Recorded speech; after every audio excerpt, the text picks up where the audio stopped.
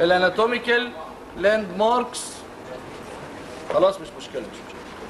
اناتوميكال لاند ماركس. اول حاجه عايز ابقى عارف الثوراسيك كيج شكله عامل ازاي.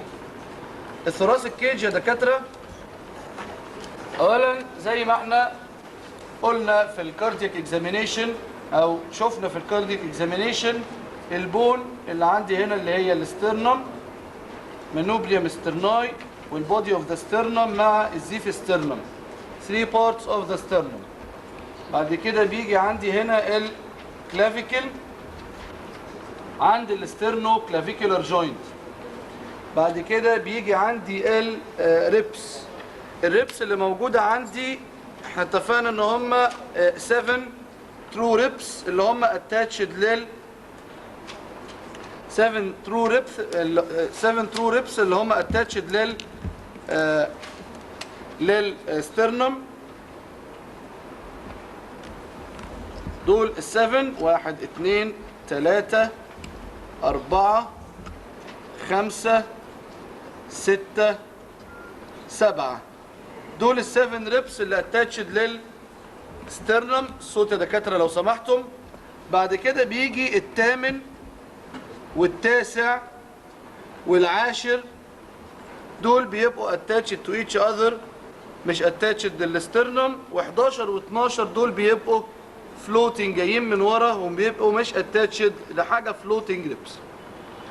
ده از ريجارد البوني كيج او الثوراسيك كيج. السفن ترو ريبس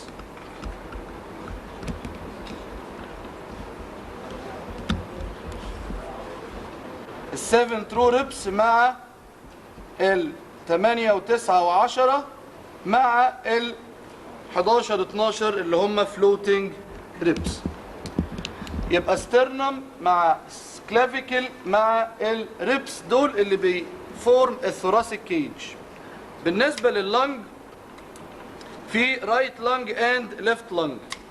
بالنسبه للرايت لنج يا دكاتره، الرايت لنج بتبقى موجوده بالبوزيشن دوت بالظبط. ارفع ايديا كده فوق. الصوت يا دكاتره لو سمحتم ورا. اللنج عندي الرايت لنج موجوده بالمنظر ده. طيب الرايت لنج اللي بتوكيوباي الرايت هيميثوركس. الرايت لنج بتوكيوباي الرايت هيميثوركس، بتبقى موجوده اولا الايبكس اوف ذا لنج بيبقى اباف الانر ثيرد اوف ذا كلافيكل ب 3 سم. يعني انا لو حطيت ايد البيشنت جنبه هلاقي ان الرايت لنج واصله لغايه فوق، واصله لغايه فوق الكلافيكل باي الانر ثيرد اوف ذا كلافيكل باي 3 سنتيمتر. ده از ريجارد الايبكس اوف ذا لنج. البيز اوف الرايت لنج بيبقى موجود according للميد كلافيكولار لاين وال الميد اكسيلري لاين والسكابيولار لاين. از ريجارد الميد كلافيكولار لاين بتقف البيز اوف ذا لانج عند الفيفث انتركوستال سبيس، وده الابر بوردر اوف ذا ليفر. عند الميد اكسيلري لاين بتوصل للبيز اوف ذا رايت لانج بيوصل عند السيفنث انتركوستال سبيس، وده عشان الابر بوردر اوف ذا ليفر. السكابيولار لاين من ورا، يعني لو عملت الاكستنشن وشفت اللنج من ورا هلاقيها بتوصل للناينث انتركوستال سبيس على السكابيولار لاين. فعندي الرايت لانج از كومبوزد اوف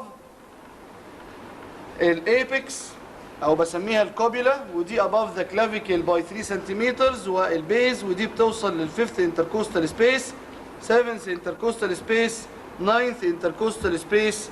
ده ميد كلافيكولار، ده ميد اكسيلري، وده سكابيولار لاين. الرايت لانج يا دكاتره بتتكون من 3 مين لوبس، بتتكون من 3 لوبس، الابر لوب والميدل لوب واللور لوب. الابر لوب والميدل لوب واللور لوب اللي بيقسمهم لي 3 2 فيشرز. اول فيشر عندي بيقسم اللنج اللي هو الاوبليك فيشر. الاوبليك فيشر بيرن بالمنظر ده. اوبليك فيشر ده بيعمل الابر لوب اوف ذا رايت لانج. طيب ايه اللي بيقسم لي اللور الى الميدل واللور؟ اللي بيقسمه لي الترانسفيرس. ترانسفيرس فيشر ده بيدي الميدل وبيدي اللور. فبلاقي عندي اللانج is composed of upper loop وميدل لوب ولور لوب، واللور لوب كله بيبقى examined من ال posterior aspect of the chest wall. احنا قلنا بوني كيج او ثوراسيك كيج، الاسترنم والكلافيكل والريبس. قلنا الرايت لانج كبوردرز، الايبكس الاول 3 سنتيمتر above الانر ثيرد اوف ذا كلافيكل، والبيز اوف ذا لانج موجود عند الخامس السابع التاسع، ميد كلافيكولر ميد اكسيلري وسكابيولر لاين. وقلنا اللوبس اوف ذا رايت لانج ابر وميدل ولور. الابر بيفصل عن الميدل الاوبليك فيشر. بعد كده بيجي عندي الترانسفيرس فيشر، وده اللي بيقسم اللور الى ميدل ولور لوب. لو جيت للليفت لانج اشوف الليفت لانج منظرها عامل ازاي. الليفت لانج بتبقى موجوده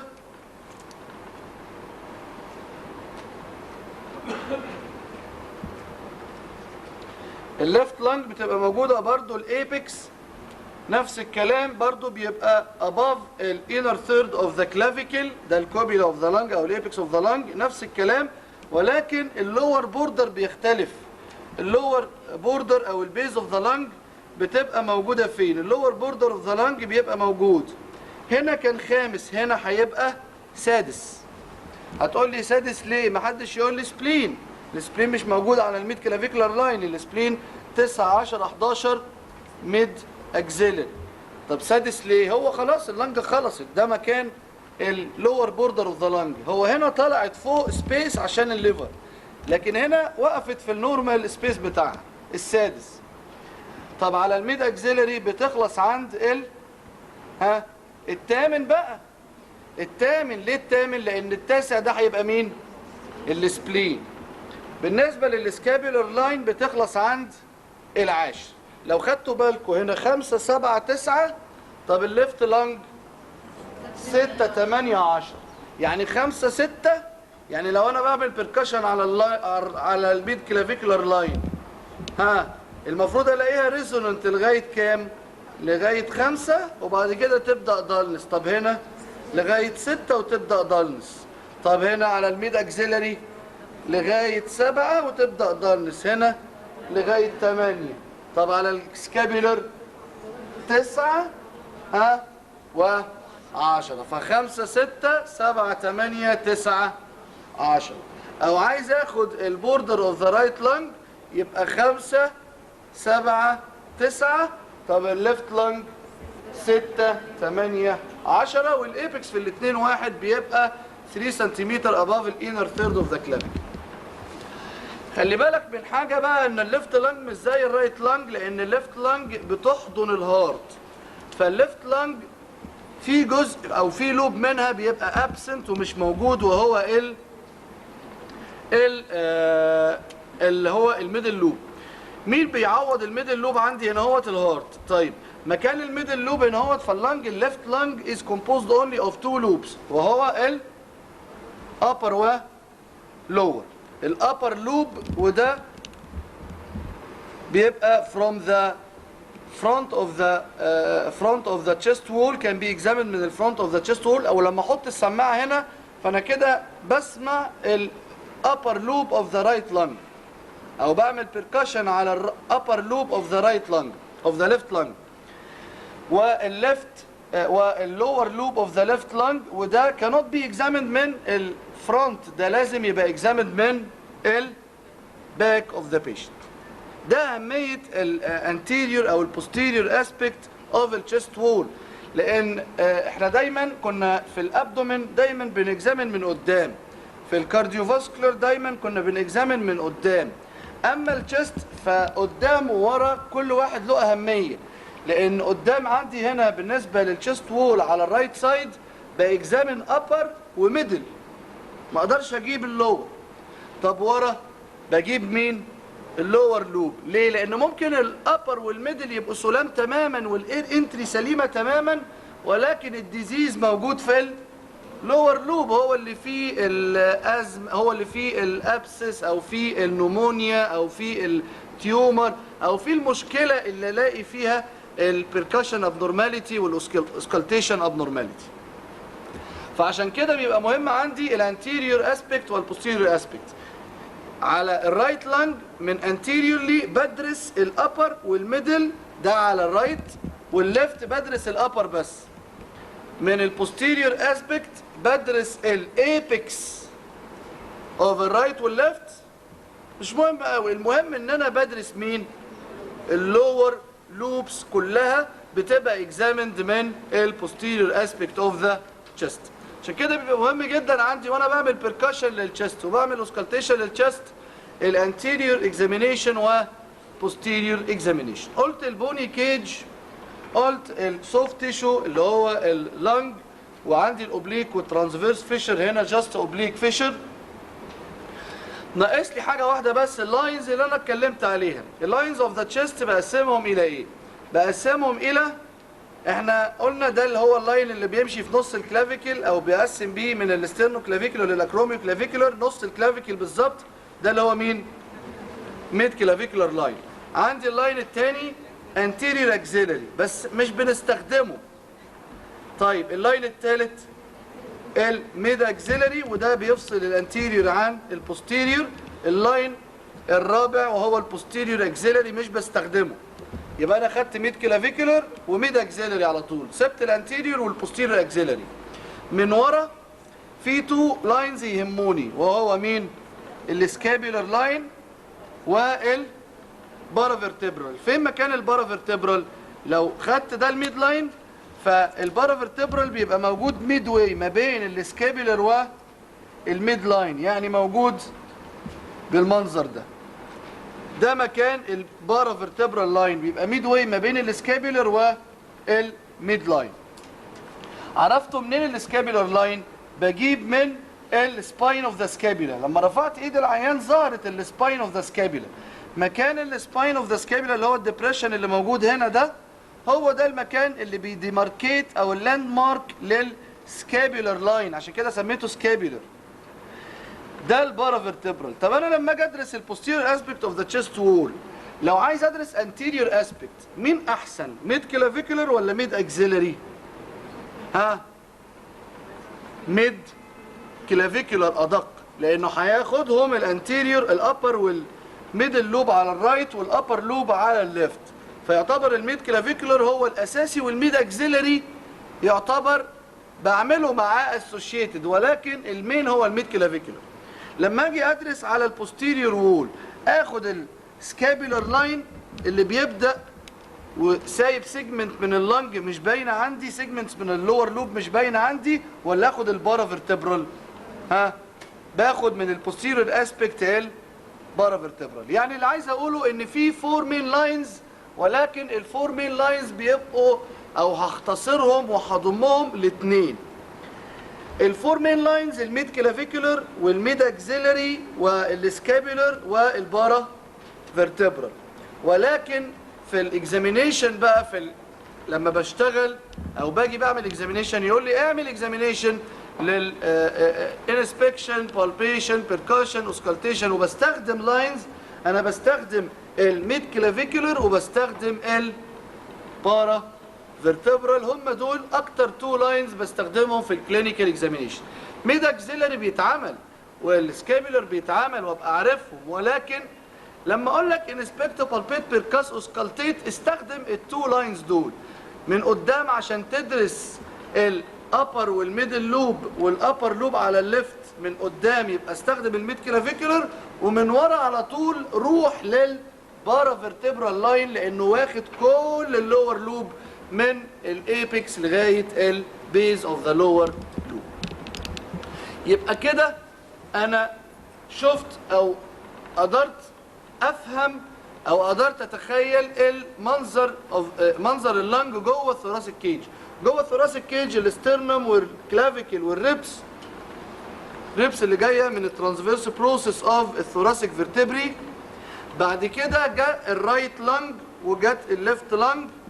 الرايت لانج اتقسمت لابر وميدل ولور لوب، الليفت لانج اتقسمت الى ابر ولور. الرايت لانج اتقسمت لابر وميدل ولور عن طريق مين؟ عن طريق اوبليك و ترانسفيرس فيشر. الليفت لانج اتقسمت لابر ولور عن طريق الاوبليك فيشر بس. اتفقنا يا دكاتره ان الايبكس اوف البوث لانج موجود فين؟ 3 سم above inner third of the clavicle.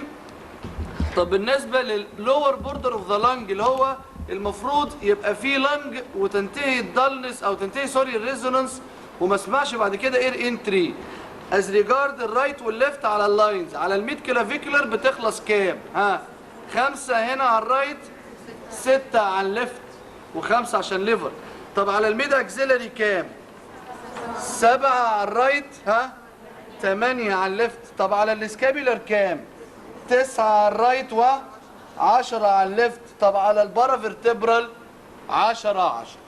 فيعني كده لو جيت قلت لك قول لي السيرفيس اناتومي اوف ذا رايت لانج، هتقول لي الايبكس موجوده عند 3 سنتيمتر اباف انر ثيرد اوف ذا كلافيكل، اما اللور بوردر نهايه اللانج 5 7 9 10. 5 ميد كلافيكولر، 7 ميد اكسيلري، 9 سكابيولر، 10 بارا فيرتبرال. طب تعالى على الليفت لانج، يبقى ايبكس 3 سنتيمتر اباف انر ثيرد اوف ذا كلافيكل و 6 8 10 10. يبقى كده عرفت البوني كيج، عرفت السوفت تيشو، وعرفت اللاينز والسيرفيس اناتومي اوف ذا لانج. خلي بالك اللانج، هو اللانج وظيفتها المفروض الجاز اكسشينج. هو الهواء بيدخل ازاي اللانج؟ بيدخل اللانج عن طريق الايرواي باسجز. الايرواي باسجز بتبدا من الاورال كافيتي والنوز، نيزوفارينكس يروح على اللارينكس، بعد كده تبدا التراكيه. تراكيه ادي يا دكاتره، هنا في عظمه اسمها هايويد بون، في عظمه هنا اسمها الثايرويد، في عظمه هنا اسمها كريكويد. بعد الكريكويد بيجي عندي التراكيه، وده اللي هو الكريكويد. مكان الكريكويد ده بدايه اللي هو الترانسفورميشن اوف اللارينكس الى تراكيه. التراكيه اللي بتدسند هنا، اللي انا بحط ايدي وبقدر بشوفها سنترلايزد اور نوت. التراكيه المفروض انها بتبايفركيت عند لور بوردر اوف تي 4، اللي هو على فكره اوبوزيت للمانوبريوم سترناي، سوري اوبوزيت للجنكشن ما بين البادي والمانوبريوم اوف ذا سترنم. بيجي عند المنطقه دي، والتراكيه از بايفركيتد وديفايدد انتو الرايت والليفت مين برونكس. يعني التراكيه اللي نازله عشان تودي او توصل تكوندكت الاير للرايت والليفت لانج بتبايفركيت عند الليفل اوف او الجنكشن ما بين المانوبريوم والبودي اوف ذا سترنم الى رايت وليفت مين برونكس. بعد كده البرونكاي ديت بتتقسم لبرونكيولز، تيرمينال برونكيولز وريسبيراتوري برونكيولز، لغايه لما تخش جوه اللنج وتتحول الى الفيولاي او الفيولار ساكس. الالفيولار ساكس دي اللي موجوده عندها الكابيلاريز، وبيحصل ما بين الالفيولار ساكس، الاير انسايد الالفيولار ساكس مع الكابيلاريز بيحصل عمليه الجاز اكستشينج. يعني انا لما بحط السماعه على اللنج، هل انا بسمع كوندكتنج سيستم ولا بسمع الفيولاي؟ ركز معايا. لما بحط السماعه على ميد كلافيكولار او ميد اكسيلري او سكابيلر او بارافيرتبرال، انا بسمع ايه؟ الفيولاي ولا كوندكتنج سيستم؟ الفيولاي. فعشان كده لما هنروح للاوسكالتيشن هقول لك معلومه، ان الطبيعي اللي انا بسمعه ده الفيولار ايه؟ بريذنج. الطبيعي الفيولار ايه؟ لان في حاجه هقولها لك بعد كده ابنورمال بريذنج، في نوع من السمع غريب اسمه برونكيال بريذنج.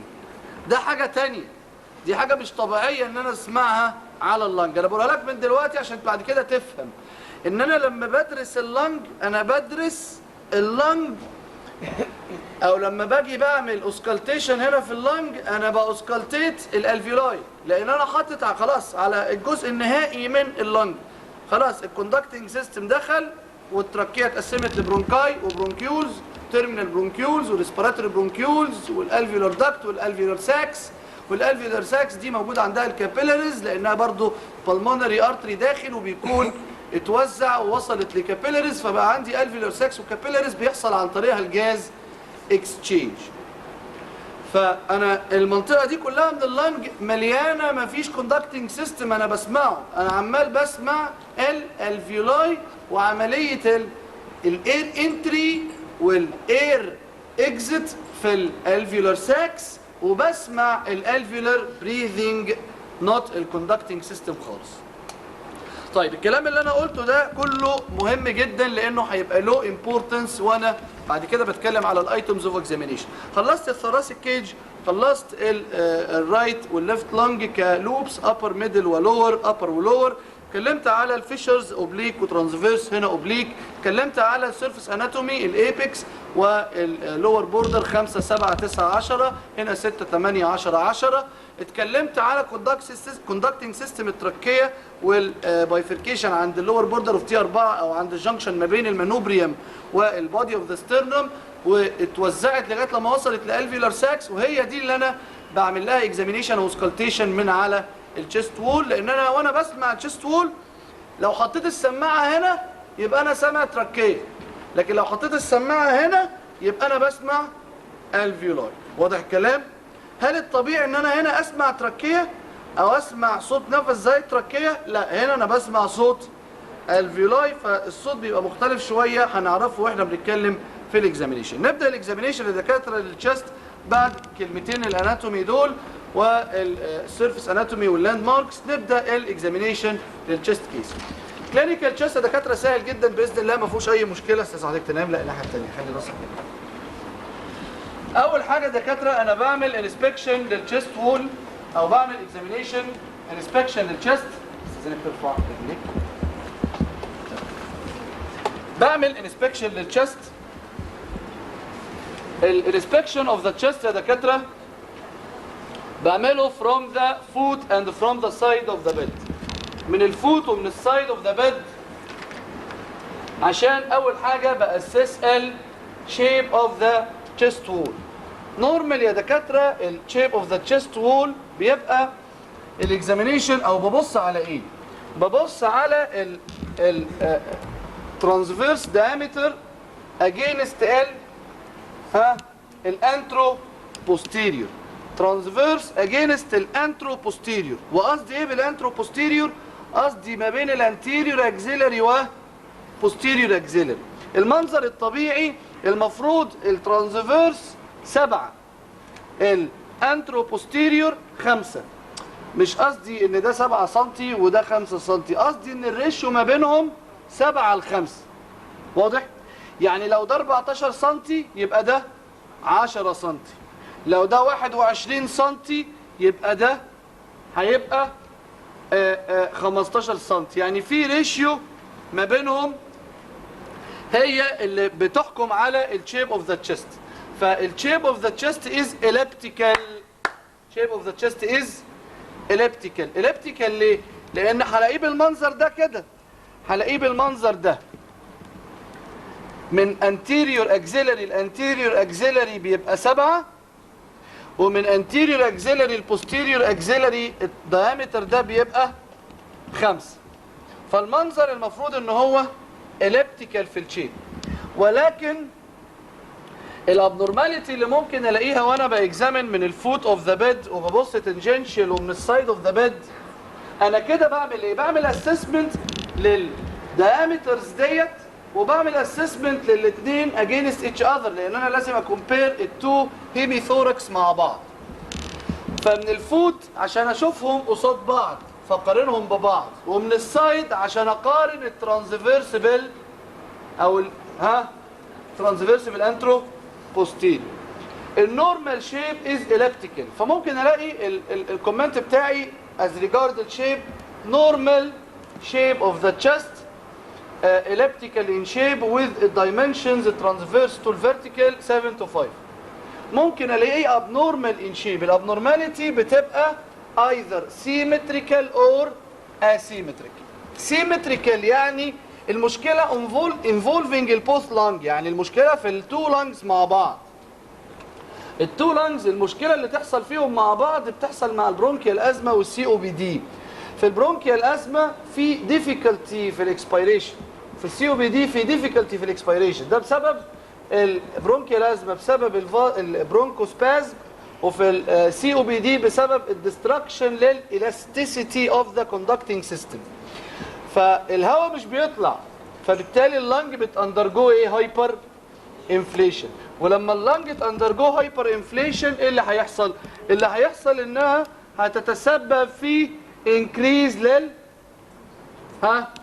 انترو بوستيريور دايمتر. دي حاجه. تاني حاجه هتعمل الريبس هتبتدي تتفرد، فهيحصل ان الريبس هتبقى بدل ما تبقى كيرفد بالمنظر ده هتبقى ترانسفيرس ريبس، وهيبقى السبيس ان بتوين ذا ريبس بيبقى وايد. طيب السب كوستال انجل ايه اخبارها؟ السب كوستال انجل هتفتح ولا هتضيق؟ لما اللنج هتنزل الانجل دي هتفتح، هيبقى وايد سب كوستال انجل، وقلنا بنأسس بالايه؟ بالاندكس. فهلاقي انكريس في الانترو بوستيريور دايمتر، ده نتيجه الانفليشن اوف ذا لنج لانها مش بتطلع الهواء. ده مع التو ديزيزز، البرونكيال ازما والسي او بي دي مينلي. الهايبر انفليشن ساينز وهي انكريز الانترو بوستيريور دايمتر، ترانسفيرس ريبس، الوايد انتركوستال سبيس، الوايد سبكوستال انجل. طيب دي الفايندنجز بلاقيها. لو لقيت معاها منظر في الباك وهو كايفوزس. كايفوزس يعني ايه؟ يعني انكريز في الدورسال كيرفيتشر اوف ذا ثوراسيك فيرتبري. المفروض ان انا عندي السيرفايكال فيرتبري لوردوتيك يعني داخله لجوه. الثوراسيك فيرتبري بتبقى كايفوتيك يعني خارجه لبره. اللامبر فيرتبري از لوردوتيك برضه لها كيرف لجوه يعني كونكيف. السيكرال بتبقى كايفوتيك، يعني هنا لوردوزس كايفوزس لوردوزس كايفوز، ولكن نورمال بديجري معينه. لو حصل انكريس في الكيرفيتشر نتيجه الهايبر انفليشن زق الفرتبرا لورا. متخيل؟ الهايبر انفليشن زق الفرتبرا لورا فسبب في انكريس في الايه؟ في الثوراسيك كايفوزس. فهنا ما بيبقاش النورمال كايفوزس، ده بيبقى ابنورمال. فبلاقي في كايفوزس في الثوراسيك فيرتبري. ده لو موجود مع الاربعه فايندنجز اللي قلتهم، انكريز انتروبوسير دايمتر وترانسفيرس ريبس وايد انتركوستال سبيس وايد سب كوستال انجل، لو حصل كمان الباثولوجي الغريب ده في الفيرتبرال بوديز من ورا ورجعت لورا واتزقت، فكده المنظر ده كله بسميه بارل تشيب تشست. بسميه ايه؟ بارل، لان المنظر اللنج اتحولت ليه؟ بص، بدل ما تبقى اليبتيكال اولا زاد الانترو ايه؟ بوستيريور، فتحول من المنظر ده الى المنظر ده. زاد الانترو بوستيريور فبقى بالطريقه دي، فبقوا الاثنين قد بعض. دي حاجه. تاني حاجه بقى في ترانسفيرس ريبس، بقى في وايد انتركوستال سبيس وايد سبكوستال انجل، ومن ورا بقى في كايفوزس. فالتشست وول من قدام كده ومن ورا في كايفوزس، وفي كمان الايه؟ انكريس في الانترو بوستير دايمتر، فبقى عامل زي البرميل بارل شيب تشست. طب لو ما لقيتش الكايفوزس في ظهره ما اقدرش اقول عليه ايه؟ بارل. يعني هو من قدام انكريز انترو بوستير دايمتر وفي وايد انتركوستال سبيس وايد ترانسفيرس والترانسفيرس ريبس والوايد سبكوستال انجل، بس من غير كايفوزس. ده ما اقدرش اقول عليه بارل. ده بقول الديسكريبشن اللي انا شايفه، يعني بقول الاربع حاجات من غير ما اقول كلمه بارل. يبقى انا اول حاجه في الاكزامينيشن للتشست الانسبكشن اوف ذا تشست by from the foot of the patient or from the side of the patient. examination بيبقى assessment of the chest wall, transverse diameter against anteroposterior مع هل هو الchest wall both sides in comparison to each other symmetrical or asymmetrical. النورمال shape is elliptical. طيب الابنورماليتيز symmetrical abnormality، وان انا الاقي ايه؟ الاقي المنظر على البوث لانج فيلدز، وده بيحصل في السي او بي دي والبرونكيال ازمه مع الهايبر انفليشن. بلاقي انكريز انتروبوسير دايمتر، ترانسفيرس ريبس، وايد انتركوستال سبيس، وايد سبكوستال انجل، واقعده. لو لقيت كايفوزس هختصر الكلام ده كله واقول كلمه واحده بس، ان الشيست بتاعه منظره عامل بارل شيب تشيست. طب لو ما لقيتش كايفوزس يبقى اقول كلمه اقول في انكريز انتروبوسير دايمتر، وايد ترانسفيرس ريبس، وايد انتركوستال سبيس، وايد سبكوستال انجل، بس كده. واضح الكلام؟ هيطول الكلام عليا شويه، ولكن ما اقدرش اقول بارل لان ما لقيتش كايفوزس. طب الاسيمتريك ابنورماليتي يا دكاتره اللي هتقابلوها، ممكن الاقي ايذر بلج اور ريتراكشن، بلج للتشست وول او ريتراكشن للتشست وول. طيب البلج يحصل مع ميه او هواء، يعني افيوجن او نيوموثوركس. طيب الهواء يحصل، الريتراكشن يحصل مع حاجه تشد، فايبروزس او كولابس او اتليكتسس. بيحبوها في التشست اكتر كلمه اتليكتسس عن كولابس.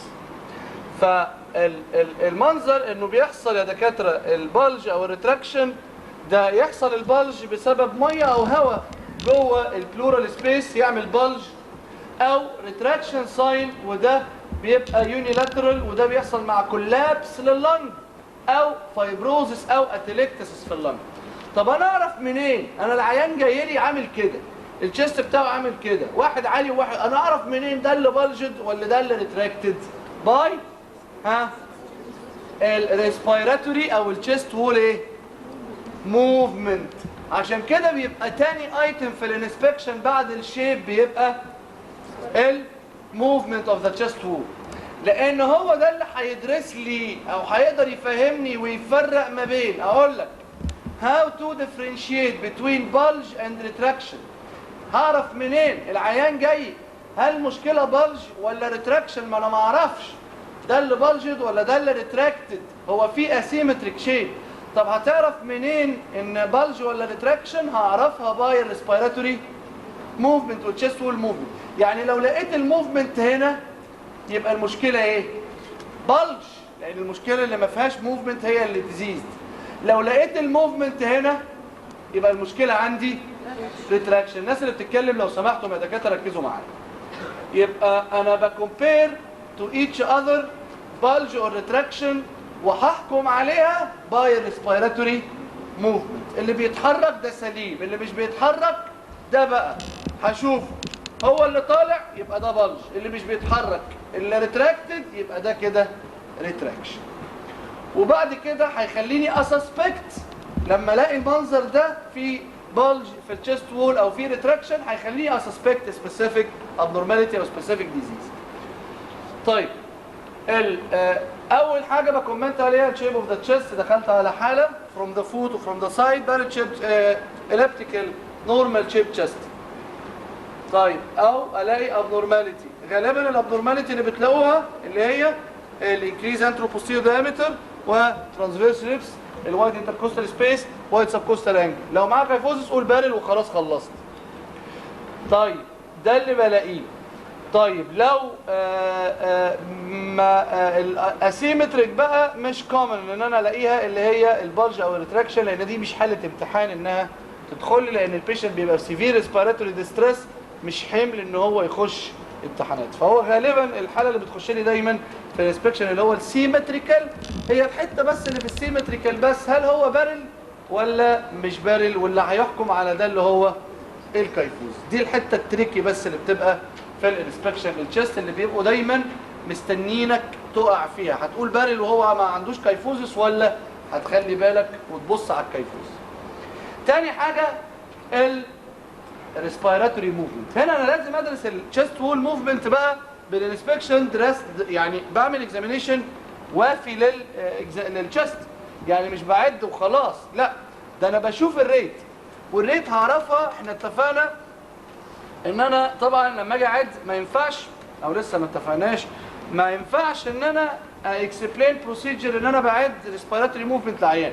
يعني ما ينفعش اقول للعيان انا هعد نفسك، هيبتدي يحصل ريفلكس تكبني، هيزيد الريت اوف ريسبيريشن، فبالتالي انا بحاول ان انا اديستراكت البيشنت. طب هاو تو ديستراكت البيشنت وانت بتعد الريسبيراتوري ريت؟ ان انا بعمل ان انا بشوف الايه؟ البلس، وبعد البلس وانا عيني على الريسبيراتوري موفمنت، ممكن عن طريق الابدومن او عن طريق الشيست وول اليفيشن، لان في عندي ابدومينال كومبوننت وفي عندي ثوراسيك كومبوننت. فبعد واكل عسل ولا ايه؟ طيب بعد الموفمنت يا دكاتره للشيست وول، بعد الموفمنت للشيست وول او للابدومن، وعن طريق ان انا بعد في دقيقه كامله. يعني نفخ ان انا اقعد اعد في دقيقه يعني في الريسبيراتوري موفمنت. بص هي نورمال من 12 ل 20، ولا تقول 12 ولا تقول 20، 16 ومش هنفاصل، يعني مش هنزعل. 17 ماشي، 15 ماشي، يعني 15 16 17 اتس اوكي، قول الرقم اللي انت عايزه. تعد في حاله واحده لو لقيت العيان اللي قدامك تكبنك. يعني ايه؟ لو دخل لك عيان وبايه ممكن الدكتور يقول له اديله الاوردر ده، يقول له اتنفس بريت سريع، مع ان العيان نورمال، بس هو عايز يشوفك انت. بس مشكله التشيست انه ما ينفعش يدخلك بيشنت انستيبل، ما ينفعش، لان دي فايتال ساين. ما ينفعش ادخلك عيان وهو مش عارف ياخد نفسه، ادخله لك واقول له معلش ما تعرفش تاخد نفسك لغايه لما ال3 ساعات بتوع الامتحان الناس يكونوا خلصوا امتحان. فدي فايتال ساين ما ينبشت ما يستحملهاش. فممكن يعني بيعمل لها سيميليشن كده ويعمل لها التستنج، اللي هي فكره ايه؟ يخليه يزود الريت بتاعه ويشوفك انت ماشي على الروتينات والكلام اللي هو متفبرك ولا فعلا بتعد ريسبيراتوري. فلو لقيت البيشنت تكبنك وممكن تحصل، انت عد ريسبيراتوري ريت. وده انا بتكلم في الكلاسيكال اكزامينيشن، انا مش بتعامل مع امتحان، ولكن بقول لك الحاجات التريكي اللي ممكن تقع فيها. لو انا بسهل لك ما تعدش، بس ده كلام امتحانات وشغل. لكن كير برضو ان البيشنت ممكن يبقى في وضع التكيبنيا، يبقى لازم تعد. يعني انا لما يبقى عيان كده من المنظر ده مش محتاج اعد ريسبيراتوري ريت، مش محتاج يعني فعلا في كلينيكال اكزام، خلاص مشاكله عادي يعني تمام. لكن لما يجي لي عيان بينهج جامد، لا ده انا هعمل كده وعيني بقى مش على، ماليش دعوه، ايدي مش حاسه اصلا الراديال ارتري، انا اصلا عيني على الشيست ايه وول، وبعد ريسبيراتوري موفمنت كام في الدقيقه. دي بيهمني جدا ان انا اعدها. تاني حاجه ببص عليها بعد الريت الريزم، لازم يبقى الريزم يبقى منتظم، يعني مش يبقى نفس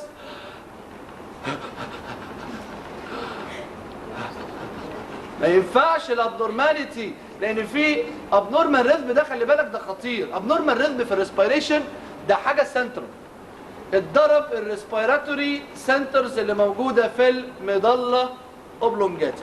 يعني الريسبيراتوري سنترز اللي موجوده في البوز وفي المظله اللي بتكنترول الانسبيريشن والاكسبيريشن هي دي اتضربت، ودي بتسبب فيه ان الريسبيراتوري بيريود ممكن ان هو تبقى اطول من الاكسبيراتوري، او يبقى فيه ريسبيريشن ويتوقف بعد كده عمليه الريسبيريشن فتره وبعد كده ترجع تشتغل تاني.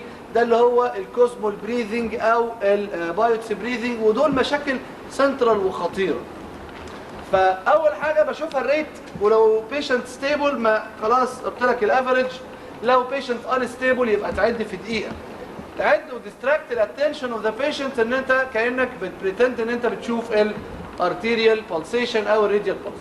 تاني حاجه بتشوفها الريزم، وغالبا البيشنت بيبقى مش هيدخلك على عيان على فنتيليتور، لان العيانين دول اللي هم ابنورمال ريزم بيبقوا على فنتيليتور عندهم مشاكل سنترال، فغالبا الريزم بيبقى ريجولار. حته الريجولاريتي دي استبعدها ان انت تلاقيها، لان معنى الريجولار ريزم يعني في مشكله في الريزم، دي حاجه سنترال فيتال. ثالث حاجه بشوفها الدبث وهو عمق النفس. عمق النفس بقى ملوش دعوه بالعدد ولا بالانترفال ما بين كل ريسبيراتوري سايكل والثانيه. الدبث اللي هو عمق، يعني نورمال بريذنج بيبقى الافريج دبث، يعني انا باخد نفس بعمق معين، الانسبيريشن بعمق. ممكن يبقى المشكله ديب او شالو. الديب اللي هو باخد نفس اللي هو بنسميه الاير هانجر، اللي هو ده كده بيشنت بيحاول يكمبنسيت انه بيعمل انكريز في الدبث، غير الريت، غير العدد انه زاد بيزود الدبث. او يبقى شالو، ده بيشنت مش قادر ياخد نفس لان النفس بيطلع بس، لكن مش قادر ياخد نفس لجوه عميق لانه بتسبب له بين او بتتسبب في البين ستيميوليشن بسبب الاسترتش للبلورا بقى، او بسبب الريبس، او بسبب مشكله في التشست وول. فمع اي ديزيز في التشست وول او مع البلورا او مع البارايتال بلورا اوف ذا لانج دي ممكن تتسبب في البين، وده ممكن يخلي البيشنت يبقى عنده شالو بريذنج. البين يوقف العيان، ما يقدرش البيشنت ياخد نفسه. فببص على الدبث يا دكاتره ان انا بشوف النفس افريج دبث. طب ممكن او نورمال ممكن الاقيه شالو، وده انديكيتور ان في بينفول بروسيس مخليه البيشنت مش قادر ياخد النورمال البريذنج بتاعه.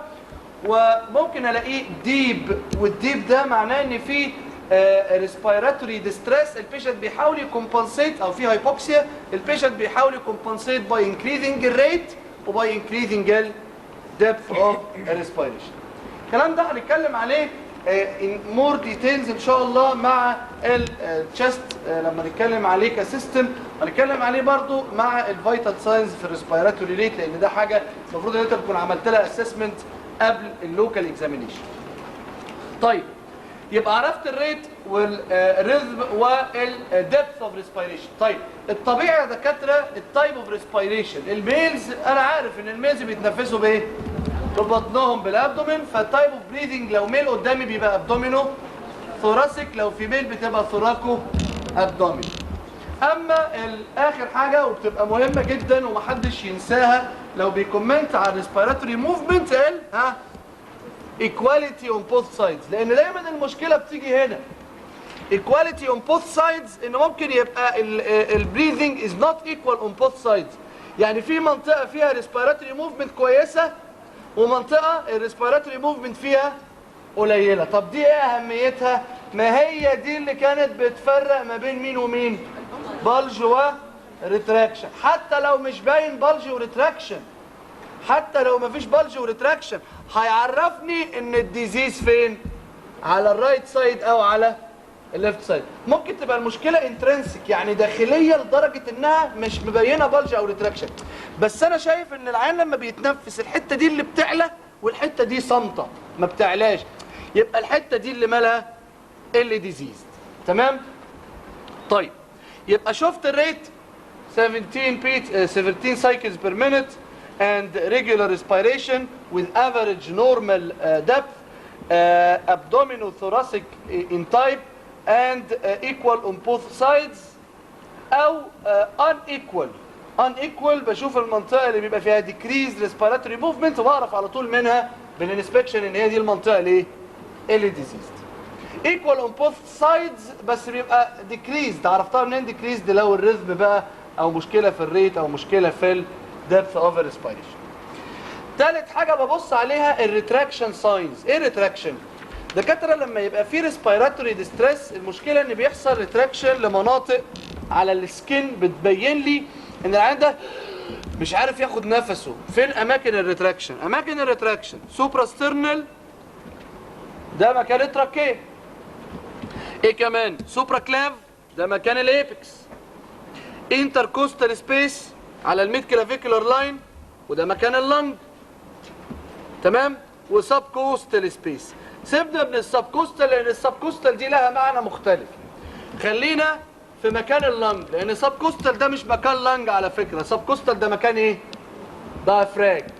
ده الدايفراجم جاي هنا بقى ماسك بيفصل الثوراسيك كافيتي عن ابدومينال كافيتي. فمكان اللنج فعلا والريسبيراتوري باسج السوبراسترنال وسوبرا كلاف وانتر كوستال. دكاتره الاماكن دي ببص عليها لو فيها ريتراكشن، يعني لو بتتشفط لجوه والبيشنت بياخد نفسه. لو لقيته البيشنت بيتنفس بيحصل سوبراسترنال بتدخل لجوه، او سوبرا كلاف او انتر كوستال ريتراكشن على الميد كلافيكولار لاين يبقى معنى كده ان البيشنت عنده ريسبيراتوري ديستريس او ريسبيراتوري اوبستراكشن، في اوبستراكتيف سيمبتومز، مش قادر ياخد نفسه. فبيعمل ايه؟ بيحصل في حاجه سد الطريق عن طريق سباز، عن طريق ديكريز الاستيسيتي زي سي او بي دي، عن طريق فورين بودي بلعه، في حاجه سد السكه، فبالتالي مخليها البيشنت يعمل ريتراكشن عشان ياخد النفس، بيحاول ان هو يشفط الهواء عشان يدخله، بيحاول يكمبنسيت. ده غير اللي هو كان الدبث اللي انا كنت بحكم عليه في الريسبيراتوري موفمنت، كمان بشوفه بعناية بريتراكشن. الريتراكشن لما يبقى انكريز دبث للريسبيريشن وكمان في ريتراكشن، ده بينديكيت ان هو ان سيفير ريسبيراتوري ديستريس. لازم عيني تلقطها، ما ينفعش عيني يبقى داخل بالمنظر ده وما اخدش بالي من الريتراكشن ساينز، لان دي هتبقى الحاجه الساين اللي ممكن تعرفني هل هو بيمثل ولا حاجه فعلا فيها ابنورماليتي. ريتراكشن ساينز سوبراسترنال، سوبراكلاف، وانتركوستال ريتراكشنز، دي انديكيتنج ريسبيراتوري ديستريس، انديكيتنج برونكيال او ريسبيراتوري اوبستراكشن. اما السبكوستال ريتراكشن فده حاجه ثانيه. السبكوستال ريتراكشن ده معناها ان الديافراجم اللي ماسك هنا بيدخل لجوه. طب هو الديافراجم المفروض بيكونتراكت كده ولا كده؟ ها؟ الديافراجم المفروض انه بيكونتراكت ليه؟ لتحت. ده الدايركشن اوف كونتراكشن باي الاكشن اوف الديافراجماتيك ماسل. طيب فالكونتراكشن اوف ذا دايفراجم بيبقى فروم ابورد داونورد، وده اللي بيزود السبيس جوه الثوراسيك كافيتي عشان يخلق نيجاتيف بريشر عشان الهواء يدخل والدم يطلع. فهاو تو فورم النيجاتيف انترا ثوراسيك بريشر. الفورميشن اوف الانترا نيجاتيف انترا ثوراسيك بريشر از دان باي اول حاجه الديبريشن او كونتراكشن للدايفراجم والديسند اوف ذا دايفراجم، الفورورد موفمنت اوف ذا ريبس والchest وول باي الانتركوستال ماسلز. فالانتركوستال ماسلز تطلع الchest وول لقدام، والدايفراجم ينزل او يوسع او يزيد الفيرتيكال دايمتر. طيب فالدايفراجم المفروض النورمال كونتراكشن الاكسس اوف كونتراكشن بيبقى بالمنظر ده ابورد بيبقى داونورد يعني بيدسند. ولكن في حالات الهايبر انفليشن زي السي او بي دي، لان اللنج بقت هايبر انفليتد كونستنتلي يعني بطريقه ثابته، خلاص اللنج على طول الازمه اصلها حاجه ايه؟ انترميتنت اتاكس. ولكن السي او بي دي ده اللنج في هايبر انفليشن بكونستنت، خلاص الموضوع ده بيبقى كرونيك وبروجريسيف. اما الازمه فبروكسيسمال اتاكس. ففي حالات السي او بي دي والانفيزيما اللنج بتبقى هايبر انفليتد، فواحده واحده الدايفراجم بياخد البوزيشن ازاي؟ بيبتدي يدسند. ما هو ده اللي كان بيخلي السبكوستال انجل تبقى ايه؟ وايد. طيب بص الدايفراجم دلوقتي نزل كده، لما تجيله الاشاره من الفرينك بيكونتراكت ازاي؟ الكونتراكشن بتاعه بيبقى ايه؟ مختلف. بيحاول يوسع بقى ليه الانترو ايه؟ سوري، بيحاول يوسع الانترو بوستيريور ايه؟ دايمتر، ما بقاش بينزل لتحت خلاص لانه اوريدي تحت، فالكونتراكشن بتاعه بيبقى لورا. طب هذا الكونتراكشن اللي لورا ياخد معاه مين؟ السبكوستال مارجن. فلاقي in drawing the subcostal margin during respiration او during الايه؟ inspiration due to contraction of low flat diaphragm. يعني بدل ما الديافراجم يكونتراكت بالنورمال ديسنت، دلوقتي هو اوريدي ديسندد. ليه؟ بالايه؟ بالهايبر انفليتد لانج. فبيحصل الاندروينج للكوستال مارجن during inspiration لانه بقى لو فلات diaphragm. دي اسمها هوفرز ساين. اسمها ايه؟ هوفر ساين. هوفر ساين دي از باثوجونومونيك ودايجنوستيك لل هايبر انفليشن. لا، لمين بالتحديد في الهايبر انفليشن؟ انفيزيما. اشمعنى الانفيزيما؟ اشمعنى انفيزيما؟ لان وضع الانفيزيما بيبقى وضع ايه؟ كونستنت. وضع كونستنت يعني الدايفراجم بياخد كونستنت بوزيشن وهو لو فلات ديافراجم، وده اللي بيخلي الساين دي تظهر لي. فبيقول لك قول لي كلينيكال ساين تفرق لك ان العيان ده بتاع ازمه هو عنده هايبر انفليشن، ولقيت في العيان الوايد انتركوستال سبيس والترانسفيرس ريبس والانكريز انتروبوستيريور وايد سب كوست وكايفوز. اعرف لي العيان ده بتاع برونكيال ازمه ولا بتاع سي او بي دي وانفيزيم. عايز بكلينيكال ساين واحده، دور على مين؟ على هوفر. لو هوفر لقيتها يبقى تعرف ان ده عيان ايه؟ انفيزيما. لو ما لقيتهاش اعرف ان العيان ده عيان برونكيال ازمه، لان برونكيال ازمه ما بتوصلش العيان مهما كان ان الدايفراجم، حتى لو بتجيله اتاكس كتيره جدا، حتى لو بتجيله اتاكس كتيره ان الدايفراجم ينزل يبقى له فلات.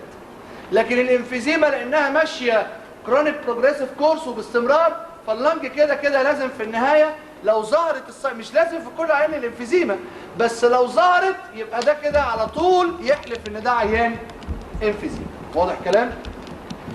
خلصت واحد الشيب اوف ذا تشست نورمال والسيمتريك والاسيمتريك، اثنين ريسبيراتوري موفمنت الريت والريزم ودبث وتايب اوف بريذنج الايكواليتي اون بوث سايدز، ثلاثه الريتراكشن ساينز وهي سوبرا كلاف والسوبراسترنال والسوبرا كلاف وانتركوستال، ودول بيدينوتس ريسبيراتوري ديستريس وريسبيراتوري اوبستراكشن، والسب كوستال يا دكاتره ببص عليها في المكان ده. معايا يا شباب بعد اذنك، ببص عليها في المكان ده بالظبط، يعني عند الميد كلافيكولار لاين بس تحت، عشان في ناس بتبص عليها هنا غلط. ببص عليها هنا في المنطقه دي. لو هو بياخد النفس، خد نفس جامد طلعه. طيب هو بياخد النفس، هل وهو بياخد النفس الحته دي دخلت لجوه؟ لما هو بياخد النفس والحته دي لقيتها دخلت لجوه يبقى ده اسمها الايه؟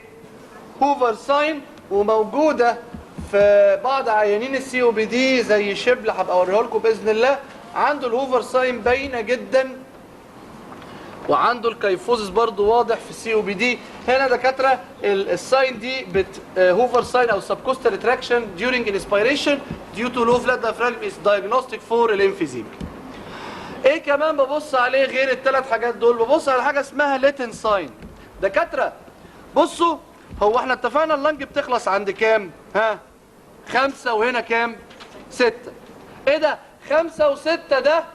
هل ده during الانسبيريشن ولا في الريستنج ستيت؟ ريستنج ستيت.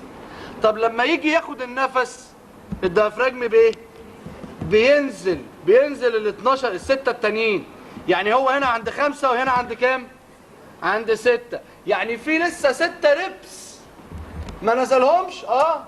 طب دول ايه؟ ال6 ريبس دول بقى اللي لما الديافراجم ينزل يعمل النيجاتيف انترا ثوراسيك ايه؟ بريشر، فالهواء يدخل واللنج تتملى بالهواء. واضح الكلام؟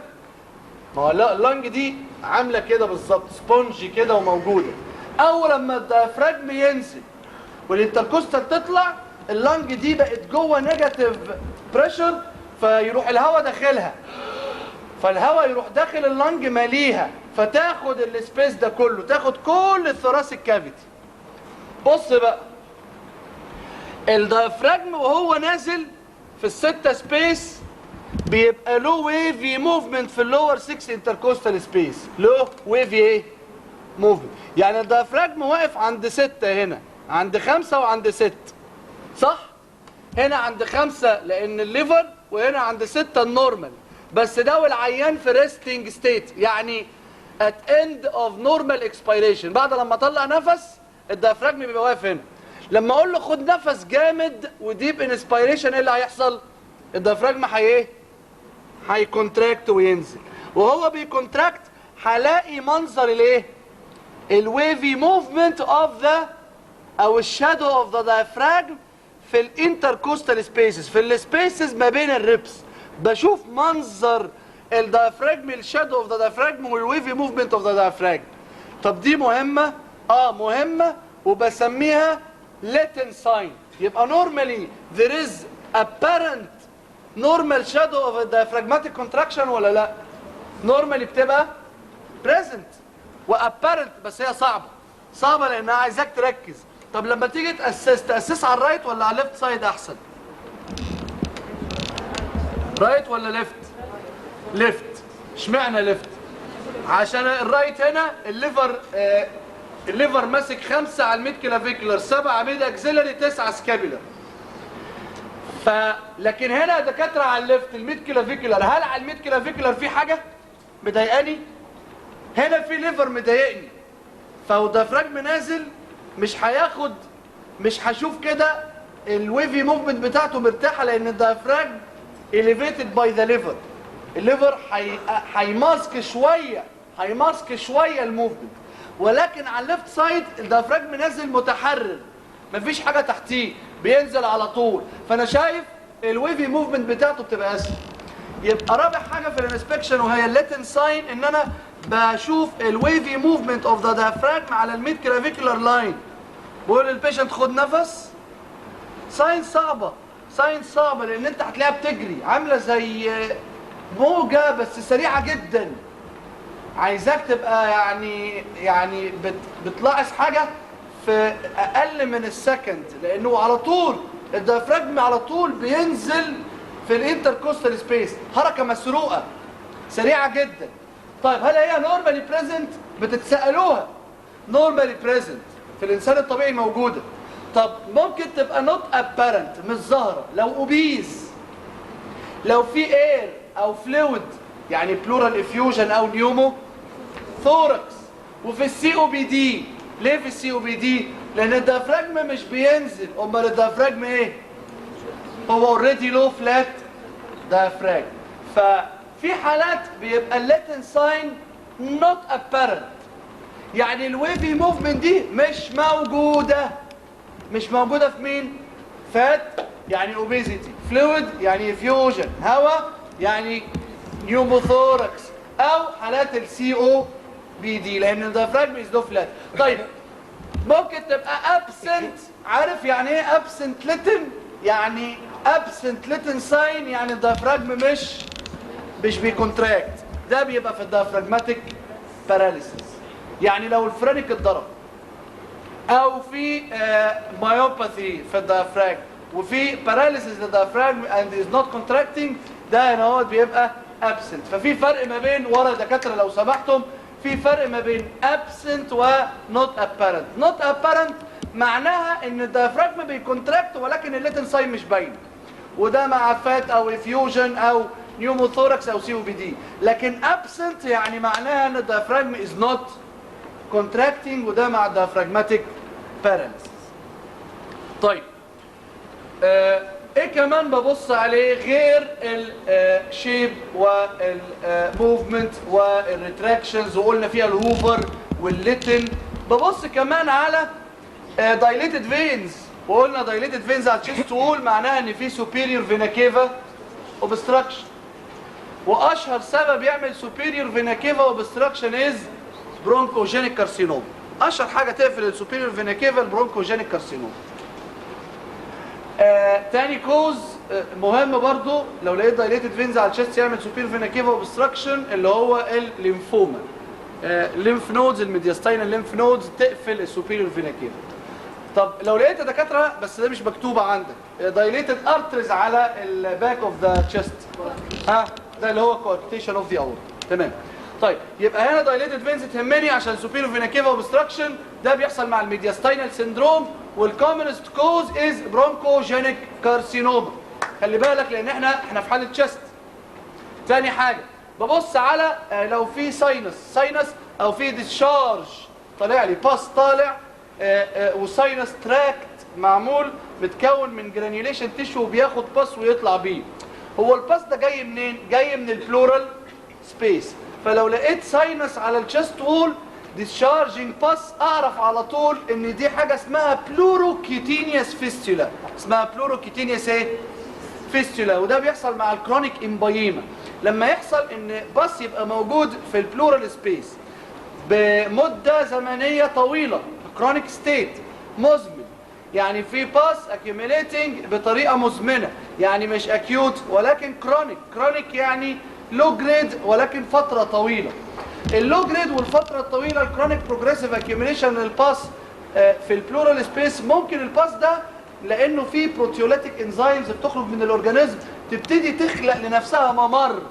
الممر ده يخرج للسكين بره، يخرج للسكين بره فيعمل تراك، والاقي الباس از ديسشارجنج من الشيست وول من السكين، اسمها بلوروكيتينيوس ساينس، بلوروكيتينيوس سوري فيستولا. البلوروكيتينيوس فيستولا ده بينديكيت ان في كرونيك امبايما، لان البلورال سبيس دلوقتي بقت كوميونيكيتنج مع الاوتسايد او مع السكين. ثالث حاجه ببص عليها بالانسبكشن الشيست وول وهي الايه؟ سكارز. ليه سكارز؟ سكارز دي بتنديكيت ان عمل بريفيوس ايه؟ اوبريشن. خلي بالك اي اوبريشن في الشيست ممكن تعمل ديستريس.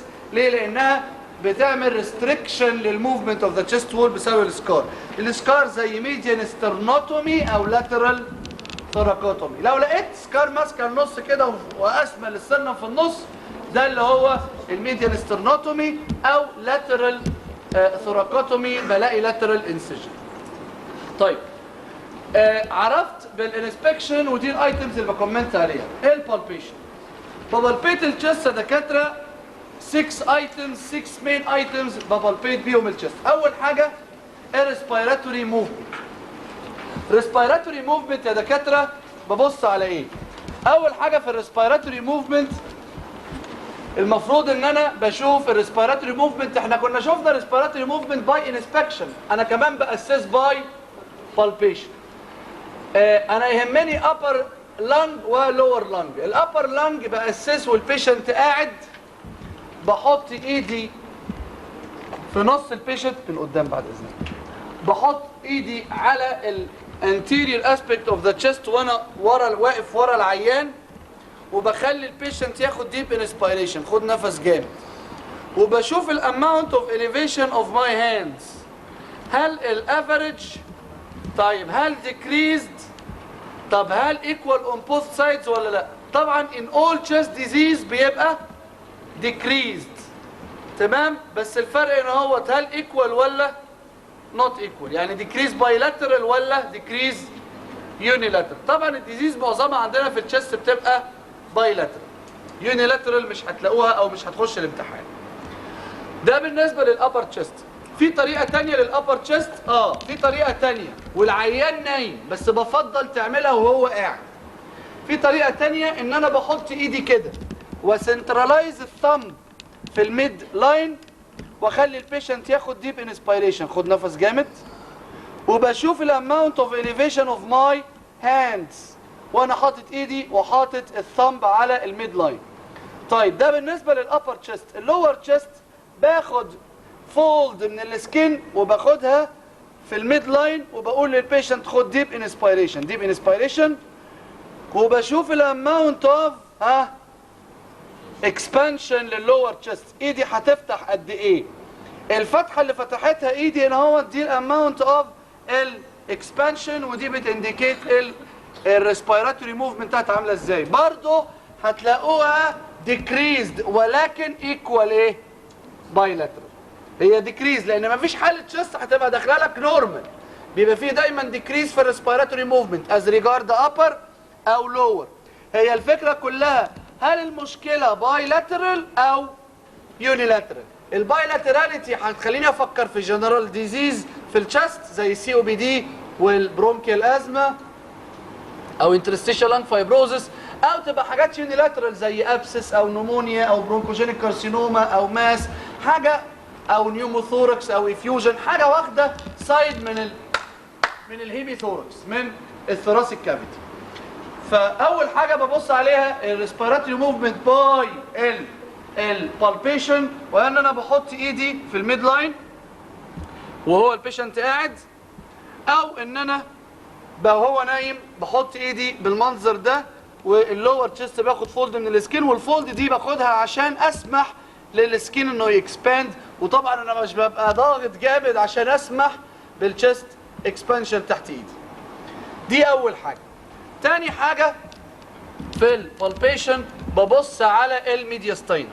الميدياستاينم يا دكاتره، الميدياستاينم عباره عن انا عندي التراكيه اهي بتتقسم لجزئين، لرايت وليفت بين برونكاي.